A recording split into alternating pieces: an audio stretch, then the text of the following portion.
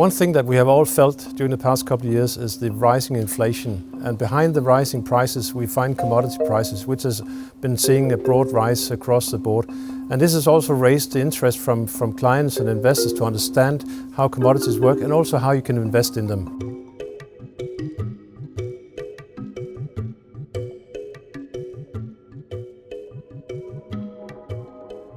While they're all being called commodities, the commodities sector spans across a wide variety of products. Just think about the energy, which is anything from oil and gas to industrial metals, which is copper and steel, but also investment metals like gold and silver. And on top of that, we also have the whole agricultural sector, anything from rice and corn to wheat and cocoa. The first and most commonly used way to invest in commodities these days is through ETFs and ETCs. It stands for exchange-traded funds or exchange-traded commodities. Basically, they mean the same. They are papers traded on the stock exchange just like a normal equity, and what they do is they provide an exposure to the underlying commodity, either an individual commodity, which could be gold or crude oil, or to a sector, which could be precious metals or agriculture, or to the whole commodity sector as a whole. The reason why they're gaining popularity is the easy way to access them. When you invest $100, your exposure is $100. The second and historically most traditional way to trade and invest in commodities are through futures contracts.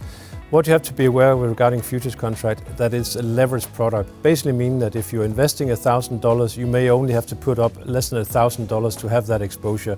That basically means you will gain exposure to the underlying commodities, but you have to be aware of the risk management and also the risk that this additional gearing carries. But these are the traditional way that futures market has been trading over the past decades. But overall, what we're seeing these days is primarily used by asset managers and hedge funds and large money managers.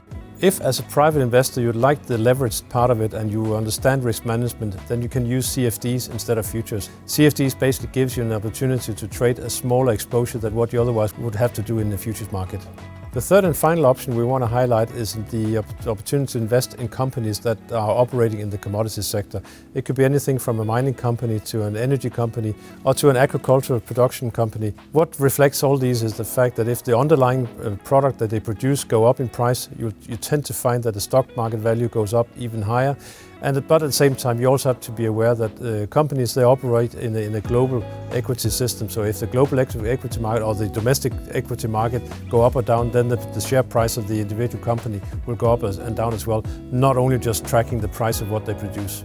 Finally, just like any other investment, I urge you to do some homework. Basically, make sure that you understand fully how these markets operate. Be aware that the volatility, price movements on an individual basis can be quite elevated at times, and there are event risks as well that certainly can impact prices.